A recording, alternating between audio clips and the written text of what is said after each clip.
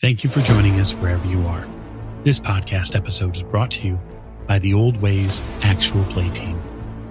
This actual play is performed by adults and in an adult setting. While we try hard to stick to language for all ages, listeners should know that this podcast will include mature themes and scenes. This actual play uses the Delta Green role-playing game rules by Arc Dream Publishing. All content, including names, places, events, companies, and etc., which may bear resemblance to entities living or dead, is strictly coincidental. My name is Michael Diamond, and for tonight's game, I will be your handler. You're all cordially invited to a night at the opera.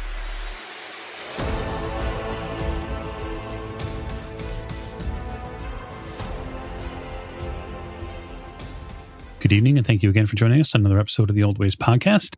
I am your handler, Michael Diamond. And tonight, we'll be giving you another installment in our Delta Green Prelude series. This one, I am joined by... Hi, this is Allie, and I am playing Joanne Hart. Joanne Hart. So, is it off the top? Let's just get a few things correct. Is it Ms. or Mrs. Hart? Ms. It's Ms. Hart. Very good. And who do you work for, Ms. Hart? I work for the ONI, the Office of Naval Intel. All right. And within the ONI, what group specifically would you be a member of? Pacific Command. Correct. So your job tracks naval assets of foreign militaries in the Pacific and Indian Ocean. And you are particularly interested in the trafficking of, or the traffic therein of, we'll just say foreign submarines. That's a big thing on your list. Because at this point, everybody's probably seen Hunt for Red October. And just like the previous preludes, well, we are going to begin play in the year 1995. So as we raise the curtain tonight, it's March in DC. So you are sitting in your car. A line stretches from one horizon in your rear view to the other out the windshield of cars who are trying to go places. And all you're trying to do is get to work today. Local radio has some pop song on that you've managed to dial back the volume on because it's just a little too awake. You're not there yet. You haven't made it awake just yet. You usually get there about 3/4 the way through your commute and can walk into work ready and raring to go. It's about 50 or so degrees by the time you're getting close to work at this point. So the windows are probably still up, I'd imagine. What kind of car do you drive, Miss Hart? I have a 1990 Subaru Legacy. Oh, interesting. Interesting. Driving a foreign car, are you? Yep. All right. So the nice thing about a Subaru, I assume the all-wheel drive version. Yes. Is that you'd be able to sort of get around to the DC area. And when things get nasty during the winter, you don't have an issue with a lot of the snow. It's a Subaru, so it's a Boxster-style engine, so it gets really great gas mileage. And it provides you, generally speaking, with enough horsepower to get around town where you need to go. Well, the gas mileage is important because my commute is a little on the longer side. Yeah, so speaking of your commute, you are likely living not in DC, so I guess the question would be is, what space outside of DC are you living in? I guess realistically, how far do you think my drive would be? Well, I would think it's reasonable to say that you might live in Alexandria, Virginia. Well, that's pretty close, actually. It's probably about a 40-minute commute. On some days, you might decide to go what is quote-unquote the long way around over the Woodrow Wilson Bridge and then come around from the east. So you're commuting to work in your Subaru, and you've probably been, we'll just say cut off is sort of a harsh term for it, but you've had a couple people from the left that continue to merge right in front of you to get to exits. You know for a fact that they could have simply just planned ahead, and they didn't, or juggling a cup of coffee. You see one guy who's reading the newspaper and trying to drive. Well, traffic's really slow right now, so of course he's trying to catch up on the news before he gets to wherever he's going to. Yeah, and the issue with the news stations here in the DC area is that there are a lot of them that are sort of just the loud, abrasive talk shows. And so you get a lot of what you would call, just blabbermouth radio where they want to talk and yell opinion. It's probably not good for your ears long term. No, and it's a lot of regurgitated. Doesn't really matter what station I'm listening to. It's a lot of the same thing all over the place. And it's just simpler to really not listen to any of the morning shows. Just flip around until I hear music and switch channels after that. Mm-hmm. Absolutely. Getting into work in the next, say, 20 or so minutes doesn't put you too terribly far behind schedule. You do have to go through the normal check-in process. So not only just at the parking areas, but then, of course, at the buildings themselves. So the building that you work at is, we'll just say, playfully, perhaps purposefully hidden behind some very, very large trees. So you end up eventually on Sutland Parkway, and you turn into and off of Silver Hill Road, which takes you to this long, purposefully drawn out road that goes to an enormous facility. The building is in a bit of a W shape. So there's a centralized portion at the middle part of the W, and then the wings that run off of that, the two W arms, they are where most of the day-to-day office work happens at. The central portion of the building is mostly for conferences, meetings, and then the lower levels of it are where some of the more important intelligent work happens at. Understood. So after parking, you approach the building. You have a key card to get into the building. It's required. And then after key card access, you are vetted through metal detectors and security. So one of the members of security here, his name is Charlie, and he always has a sort of affection for getting people through security as fast as possible. He understands that people have really important work to do. He understands that process is part of it. But you also know that if you line up in Charlie's line, you're likely to get through a little quicker. You can see him sort of waving people through, and he's giving them the proper cursory checks, right? So he's not shirking any of his duties, but he is likely just riding out until he gets a retirement. That's what a lot of the guards here do. They're just looking for, post-military career. They're looking to wait until pension can be drawn, and then they can be good to go. He waves at you. Good morning, Miss Hart. Good morning, Charlie. Just a brief moment here. He takes a wand over you, has you set. Do you carry a briefcase? Do you carry anything else into work? I do carry a briefcase. There's plenty of stuff I have to look at, and I have some of my personal research in the briefcase.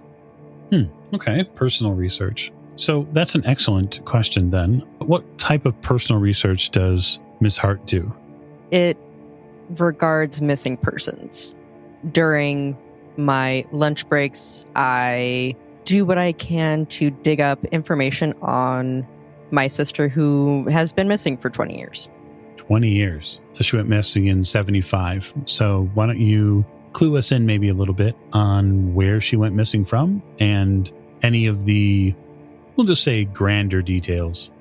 So the family moved from Denver up to Fort Collins, and it was the middle of summer.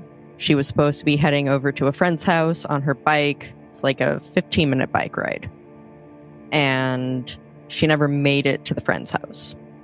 And she and my mom were fighting a lot as it was. She wanted to make more of her own decisions because she was just shy of 18 years old and wanted more freedoms than my mother was willing to give.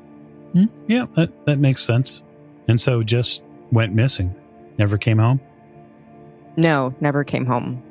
The police didn't really care. They had heard from neighbors and some of my sister's friends that there were problems with our mom and with my dad, who just didn't really care a whole lot. He wasn't really present for the family. He lived in the house, but he wasn't involved. And when my sister went missing, the police, talking to everyone, it was determined that more than likely she ran away because she was just tired of the environment. That makes sense. I can imagine there was an awful lot of strife in the family after she was declared missing. Yeah. My mom divorced my dad. She blamed him for not being involved, and she figured it was better to remove me from him. So we moved in with my grandmother, and when she died, my mom took over that house, and that's up in Boulder. So we went just a little further north. So settling into your desk for the day is pretty routine. You have a fair amount of new documents to look through. You haven't really, we'll just say, consolidated on email at this point. You do have that available to you, but internally here, a lot of the documents that the ONI uses are still done in paper format. And so you have, essentially a stack of case folders that you walk into every day. And today is no different. Your direct, we'll just say, cubicle partner, they're not behind you or in front of you, they're to the side of you, is a man named Derek. Derek Cohaven has worked for ONI about 5 years longer than you have. He is not your superior in any way. He's just another agent, another officer here that works for the ONI to track what goes on. And he has been feverishly working for the past few weeks on a set of photographs and signals that are coming out off of the East China Sea. He's been very, very dedicated to that. You know that he's pulled a lot of really long hours. And you can tell that because when you walk in, briefcase in one hand, all of the additional accoutrement you may carry, Derek is face down on his desk, asleep, having, a couple cups of coffee that are nearby, one which is half full, and he is very lightly snoring. Yeah, chances are I'm going to, put my briefcase under the desk. I'm going to drape my light jacket since it is March. I don't really need anything super heavy. I'm going to drape that over my chair. I'm going to grab my coffee cup off of my desk, and I'm going to go get a cup of coffee. Okay. You drape it over your chair. You see him stir just a little bit, but he doesn't actually wake up, and you head off to get coffee. Getting coffee doesn't take terribly long. It looks like a lot of the folks who were in the office were here earlier. There's a lady in administration, what sometimes they refer to as reception, and that's for not receiving people, but receiving information. She says hello to you. She's a pretty pleasant person, all in all. She's a mom, has 3 kids, and has worked just probably that portion of the administration area for about 5 years. And she pours coffee for herself and then for you, because there's a couple of coffee pots going here in the break room. And she says, I think Derek's asleep. Yeah, he is. I'm going to wake him up. He needs to make it through the day because the last thing we need is for him to get sent home when he's been working so hard on that project. They're definitely seeing things that they weren't expecting to. And I'm sure that he'll fill you in when you get over there. Yeah, I will probably be back to get him a cup of coffee in the next 10 or 15 minutes. I'll make sure to prepare a fresh pot. Okay, thank you. You turn and head out of the break room, and you see the rest of the office staff sort of beginning their assembled dance for the day, which is a breakdown in one of the director's rooms where they go over the latest intelligence. And that Derek and you will probably need to be in that meeting. That's about 10 or 15 minutes, if not sooner. Yep. So I'm going to go set my coffee down. I'm going to put both my arms with my elbows, just like shake his shoulders a little bit for a little more force instead of just my hands. Derek, come on, buddy. You got to get up. Oh, wow. What time is it? He sits up from the desk, rubbing his eyes. He's got sort of thinning black hair that he combs straight back and sort of looks down, and you hear the deep inhale from him as he tries to recenter himself. It's 8:15. It cannot possibly be 8:15. Sure can. Why else would I be here? Glutton for punishment? Not as much as you, clearly. I think the last time I saw this desk, it was 6. Everything else is a blur after that. So go to the bathroom, clean yourself up a little bit, and I will have coffee waiting for you before we have to go to the meeting. Yeah, I'll be back. He stands up and tries to easily move towards the far end of the room where the bathrooms are and mumbles something about being back. The mail cart is coming through early. You can hear the squeaky wheel as one of the mailroom couriers is already making morning drop-offs. This is a little early, but they sort of wait until either the mail cart gets full or when things that are hot come out, they begin delivering immediately. As it's coming by, you get past a packet. It's relatively thick. It looks like it's an inter-office thing because it's an envelope that's got the 2 wheels on it and the string. And there's a big long list of signatories and they ask you to sign it. Am I signing it to receive it? Mm-hmm. Yeah, I'll sign the necessary things to get this giant heavy envelope. Yeah, you sign it, and the mail courier gives you like the best of luck look, and then wheel the mail cart elsewhere. I really want to open this envelope, but I also know that we have this meeting coming up. Mm-hmm. So this is a wonderful opportunity for you to perhaps show us, Miss Hart, what kind of person you are. Are you the person that waits for the meeting, or are you the person that opens the envelope anyway? I'm going to open the envelope and look at the couple top 2 sheets just so I kind of know what I'm getting into and if it's going to be pertinent. And I'm probably going to take it with me into the meeting just in case it's something that people need to see. I'm not going to make it obvious that I'm holding it. It's just going to be in my hand tucked against my side.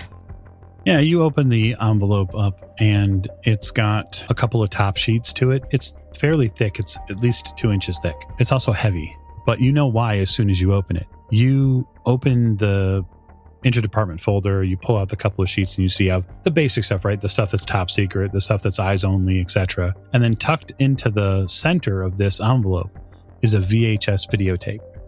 I'm going to pull it out and see if there's a label on it. Yeah, there's a label on it. You get a case number that sits on top of it as a marker. And then you get a date. And the date is from 1992. And after that, it gives you the media number. So how many pieces of media information. This looks like it's number 5. I'm going to take the VHS tape out and put it in the top drawer of my desk. Okay. Derek comes back. He looks like he's put his head under the sink and tried to wake himself up. I think I'm good to go. Okay. And I'm going to give him my cup of coffee since I didn't have time to get him a cup. Oh, thanks. So what do you think they want? No idea. But if everybody's gathering, you know they're going to want everybody gathered. So let's go over before we're late. He grabs a stack of paperwork that was on top of his desk. You have no idea whether or not it applies to anything. But Derek's one big piece of advice to you has been, if you are in this building and you are going to or from a meeting, it's not a bad idea to look like you're carrying something because it means you're doing something. He says to you over his shoulder, I'm pretty sure that Paul is working on reviews, so probably want to act busy. Well, we're pretty much always busy, but I will grab a few file folders and sandwich this giant envelope between them. Mm-hmm. So it looks like I have a much bigger stack. Mm-hmm. And put a notepad and a pen on top of that so that I can take notes during the meeting if there's anything pertinent for me to take notes on. Fantastic. Well, you get into the meeting room and the staff assembles. There's probably 10 or 11 of you. And you are met then by your boss, Paul O'Sullivan, who stops into the room and shuts the door when he enters. O'Sullivan is a man in his 50s. He's mostly bald. He sort of hasn't given up having hair. He's in that transitional period that a lot of men in their mid-50s are, where they're not really willing to give up having hair. You know, a couple of years ago, he tried to hide having implant surgery, toupees, etc. It never worked for him, and he finally gave up that process, but he hasn't completely shaven his head yet.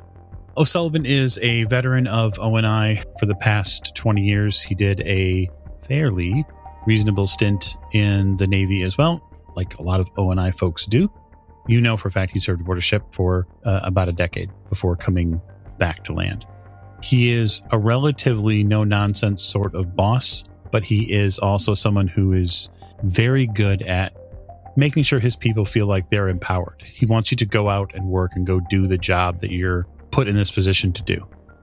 So he isn't the best sort of enabler in that sense, where he wants you to rely on what you do best. Morning, everybody. I imagine we all mumble good morning. Most people do. Derek doesn't really say anything. He's too busy drinking coffee. O'Sullivan takes the lectern and says, just really quick, just to go over some things. I want to make sure that we're all prepared with our eyes for the departmental meetings that happen on the 25th. You get a rollout, basically, of your boss's action items. They sort of drift into the background as you start thinking about the videotape and what could be on it. Your hands sweat a little bit thinking about where you're going to watch it at. I've never taken government property off premises before. No, I wouldn't imagine you would. And it's not to say that there aren't media units here, TVs with VCRs in them that you could watch it on. I will probably do that during my break, right? Mm-hmm. When I take my lunch, I will probably opt to eat really as fast as I can and make it to a media room that doesn't have anybody in it. Most people don't use the media room during lunch. They want to use it during regular work because then they're doing something. Okay, so let's roll with that. The meeting with your boss, relatively speaking, is dry and sort of formatted.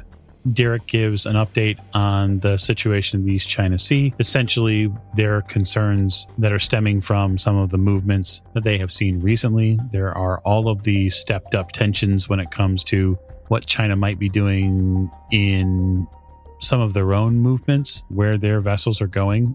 The big thing that Derek seems to open up with this meeting is that a couple of the vessels that they were tracking in certain spaces are gone. And it's unclear as to whether or not the Chinese military is aware of it or if there's some sort of technology at work here. And that gets your boss's attention pretty quickly. So Derek says that he's still working it up and that he's got a couple other people involved now. And as soon as he knows something, obviously everybody will be made aware of it.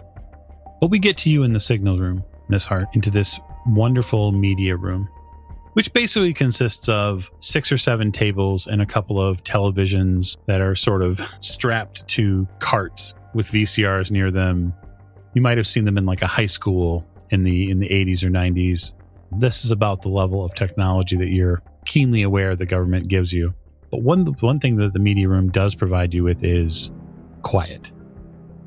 So I'm going to keep the lights off, probably, since I would have to turn the lights on to come in here normally. But I don't really want anyone, if I can help it, anyone walking in. So I'm going to leave the lights off, and I'm going to pop the tape into the VCR and just by default turn the volume all the way down.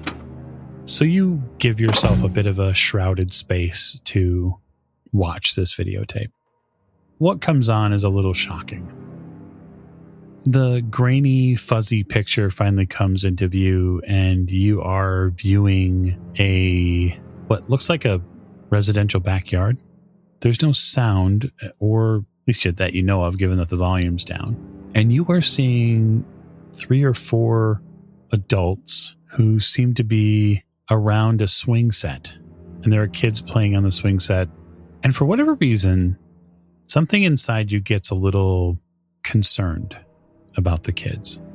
You start thinking like, okay, well, why would this come to the ONI? This looks like a regular, everyday, average suburban household. And maybe just a home video. And the camera view seems to not so much move, but the camera view seems focused on one individual.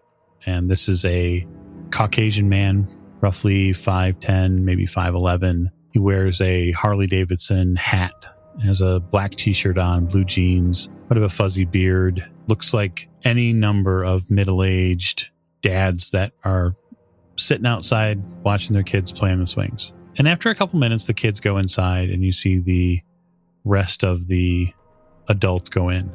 And that's when the figure appears. There's a figure that enters the camera view. They are a little bit taller and a little bit thinner, but it isn't the figure that is the most difficult thing to understand. Because right at first, they just look like a person in dark clothing. At least that's what you think. It's the way that they move across the camera. They start on the left-hand side and begin moving to the right. And it's like the person that's moving doesn't understand how to use their limbs. They don't move right. They don't walk or stride correctly. There's almost this jerky, rickety motion. And you see them begin to approach the man in the hat. And the man in the hat doesn't see them approach. And they get closer. And even closer. And you see the man in the hat reach into his back pocket and pull out a pack of cigarettes.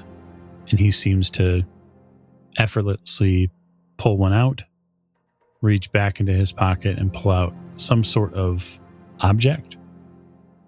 And he takes a very long and simple turn, like he's going to look into the deep part of the backyard. And you know that he'll see this person when he turns. You just know it. And then in a smooth and fluid motion, which does not at all line up with anything you'd seen the figure do before, the figure moves immediately to his position and seems to grab him and then pull him very quickly back out of the camera view, back into the deeper recesses of the yard, back to that left-hand side portion of where the camera view is at, back into the bushes, back into the trees, until both are completely swallowed up by the camouflage that the foliage gives. I'm going to rewind the tape back to when this dad is going to get grabbed, and I'm going to turn the volume up just enough to see if there's any sound from disappearing into the bushes. All right. Why don't you give me a alertness roll? I rolled a 28 under 40, so a regular success. Okay. So you turn it up, and which part exactly are you going to go back to? I'm going to go back to right when the figure grabs him to pull him into the bushes. As soon as the figure grabs him, what you get is a huge amount of stereo feedback through the speakers. There's a harsh white noise, and then there is a little bit of high-pitched electronic noise that comes afterwards. That electronic noise seems to be very high-pitched, and it comes up right at once. I'm going to pause the video. Okay. I'm going to pop it out of VCR. Mm-hmm. And I'm going to go back to my desk. Okay. Is Derek at the desk? He's not. I'm putting that VCR tape in my briefcase. You slip it into your briefcase. Are you planning on working the rest of the day? Or are you going out on a late lunch? Or what's Miss Hart's plan? I am going to leave early because I have a dentist appointment that I forgot about. So I'm going to leave about 90 minutes, an hour early and drive home. All right. So this is what I would like from you then. You are going to be leaving this federal facility with a piece of evidence from a case file. And I think, why don't you roll luck for me? 45. 45 under or over? Under 50. You head back to your house. What are you doing when you get there? I'm taking off my jacket and I'm going over to my own VCR and I'm putting that tape in. Okay. You put the tape in. I'm going to watch it with sound. Well, I'm going to rewind it all the way and then I'm going to watch it with sound. You begin watching the exchange with sound. You don't pick up a ton of whatever this camera was viewing. There's some light background when the kids are playing on the swing set. There are birds chirping, etc. There's a ring of sounds like a bell. Maybe that's what draws the kids in. Maybe there's an ice cream truck out front. It's hard to say. There's a little bit of a bell chime. You hear a couple of the other adults before they leave the picture say something about going and getting a drink. And the guy in the hat says he'll be in a minute. And that's when Doom arrives shortly thereafter in the form of a figure which doesn't really make any cognitive sense. It's a blurry figure. Maybe they're wearing a jacket. Maybe they're wearing a hoodie. But they don't move right. Is there any particular noise that accompanies this as soon as it appears? No, not really. There's no environmental change other than the lack of sound. When that figure arrives on the left-hand side of the camera lens, the birds stop chirping. And with it at full volume, I will give you a alertness roll. No, that is a 69 over 40. Okay, fair enough. Yeah, I mean, you get the same noise you did before. You get that white noise when they arrive on the spot with this man, and you get the high-pitched noise as they begin to drag him away. And as you slow it down and sort of really take a good long look at this figure that's grabbing somebody, you realize you can't really make a ton of distinction between their clothes and their skin. Maybe they're wearing gloves. This isn't the highest quality camera lens, obviously. Is there anything on the tape after that? There is. So you continue to watch the tape, and probably a good 5 or so minutes later, the man with the hat walks back out from the left-hand side of the camera footage, as if nothing happened. Walks into the yard, picks up the hat that dropped when he was grabbed, and heads inside the house. And that's the end of the tape? That is the end of the tape. I'm going to watch the whole thing again. Okay. And I'm going to compare when he disappeared into the bushes versus when he came out of the bushes to see if there's anything specific about how he's walking, if there's something different with his face that I might be able to see. Okay. So that sounds like a human roll. I'm trying to sort of read body language, that sort of thing. Yeah. That is a 33 under 50. So doubles in Delta Green are a critical success. I'll give this to you on a critical success only. You are having a hard time lining up a lot of his body language with regular old human body language. I think the thing that sticks out the most to you as you begin to slow this tape down and watch each and every one of his movements, this figure's movements, especially after they come back onto screen, is there is a frame of this camera angle where the man in the hat looks up and seemingly looks towards where the camera is, and then continues to walk into the house after, taking their attention away. Okay, well, I'll pull out a notepad that I keep nearby and take some just very basic notes, nothing that would be suspicious. Mm-hmm. Just like notes on like a home video that my mom and I made before she started getting worse. Something like that. Stuff that's just very generic notes. And I'm going to leave it in my VCR, at least for right now. I'm not going to take it back to the office in the morning because I might want to look at it again. Okay. So we'll say that a night and then the next day at work passes. Are you doing anything else differently that next day at work? I'm going to look through the contents of that envelope that I was given that was so thick, which is probably less thick now that I took the VCR tape out of it. And I will probably wait until my lunch because I imagine Derek and I lunch at the same time. Mm-hmm. So I will be looking over that. Even if he's still there, I'll be looking at it. And if he asks what it is, I'll just say it's a side project.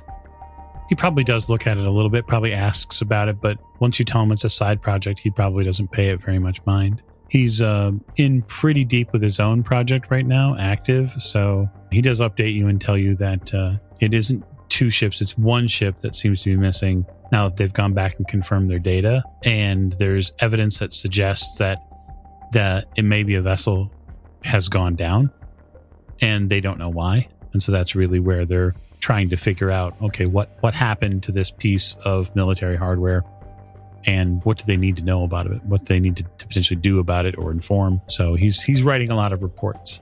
He tells you that he's going to get back at it, but let him know if you need anything. Yeah, and I don't, because I'm gonna be focused on this side project of mine. So you head home that second night and delve deeper into this tape. The tape does have a fair amount of audio portions of it that are a little hard to explain. With the additional work that you put in on it, you realize that the high-pitched noise seems to peak when the subject is grabbed, and you think it might be a scream that comes from the person, and it begins to unsettle you quite a bit. After your study of this tape, I am going to have you make me a sanity roll versus the unnatural. So I rolled a 0-2. Okay. Under 80. All right. So it's unsettling. You'll take a point of sanity loss from viewing the tape multiple times and coming to realize that whatever is on the tape is likely not human, or at least not very well explainable as human.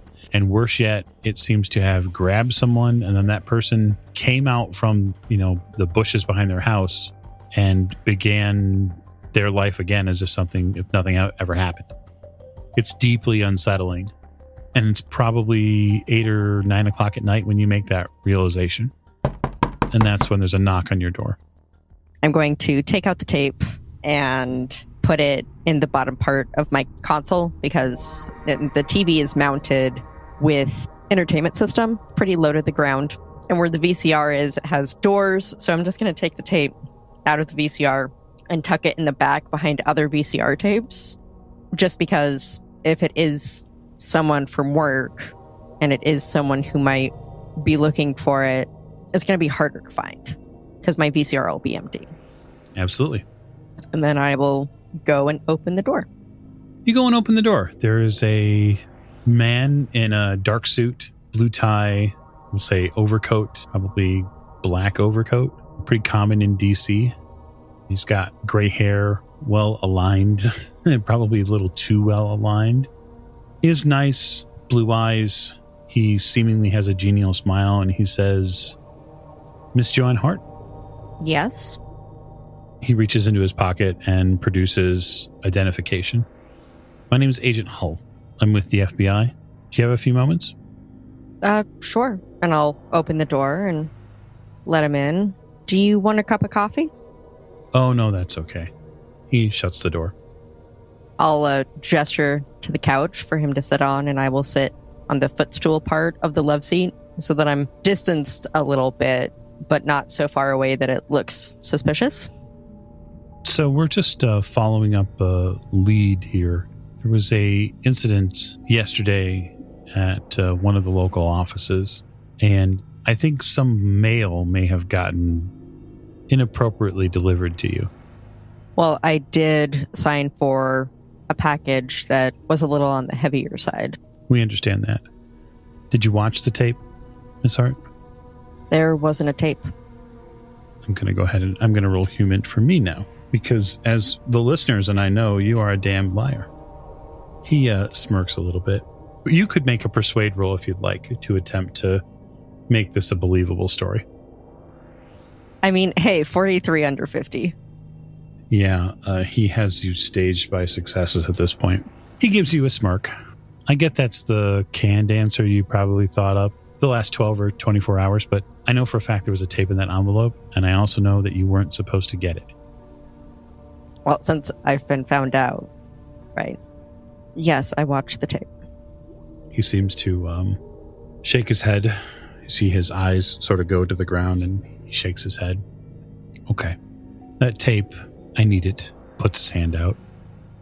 I'll go over to my entertainment system, and I'll pull it out, and I'll give it to him. I imagine that I'll be turning in my credentials. He takes the tape. Why don't you roll bureaucracy for me? 56 under 60. There's no way the FBI would have clearance to go in and question anyone in ONI.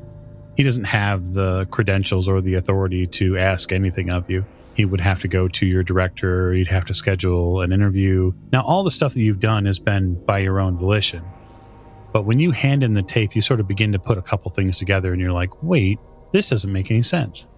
So I'm not going to let go of the tape. Okay.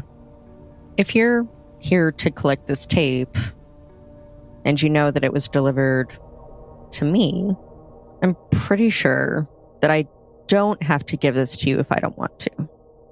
You see his hand get a little strained from the physical force he starts putting behind pulling the tape away from you. And he says, I understand you're a very curious person, Miss Hart. Your record shows that. But you need to be very careful about what you're talking about. Well, I haven't told anyone else about this. That's good. We appreciate that. Everyone appreciates that. In fact, one of the best things you could possibly do with your life choices at this point, and he wrenches the tape from you, would be to never speak about this tape. It didn't happen. It doesn't exist. And what about that file? That's still my work, and I've been actively looking through it. I tell you what, you looking through the file and looking through the tape is sort of the same problem. You've contaminated yourself a little bit when it comes to information you shouldn't have. And so you really have two choices. You can continue to keep your mouth shut. You can send that file, the paperwork for it, to this address. He reaches into his jacket and pulls out a piece of paper. Or your boss will find out tomorrow morning that there's been an intelligence breach and that you took government information and evidence from an installation, and you will turn in your credential and your career will effectively be over. Which one would you prefer? I spent a long time getting this position. I'm not sure I'm ready to give it up yet. But I also know secrets when I see them, and I encountered that a lot when I was overseas.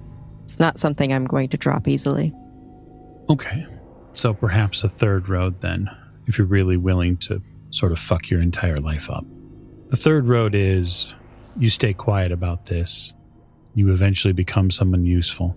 Somebody who can take on investigations, can be called upon to do intelligence work. You dedicate vacation days, PTO time. You really get in and dig deep.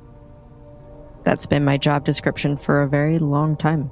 It wouldn't be anything new as far as that goes. The first test is to see if you can keep your mouth shut. See if you can do as you're told. Can you follow orders or not? Yeah, I can. Then don't say a word. Follow instructions. When the time is right, someone will reach out to you. Is there a time frame? As needed. When we decide. It could be you, it could be a group. Hard to say. The less structure we discuss, the more likely something is. What we discuss doesn't even exist. So these are the equivalent of secret operations that will stay behind many, many layers of red tape that no one ever sees because it'll be mixed in with other things. We work like hell to make sure it's not seen. He puts the tape into his coat. I'm in. You are when we say you are. For now, just follow orders. Stay quiet. Stay ready. I'll go over and open the door. He walks out without another word. And I think that is a wonderful time for us to end. So thank you for joining us for Miss Hart's Prelude. I hope you've enjoyed the third in our series of Delta Green Preludes as we prepare for Operations of Plenty here on the Old Ways podcast. Thank you and good night.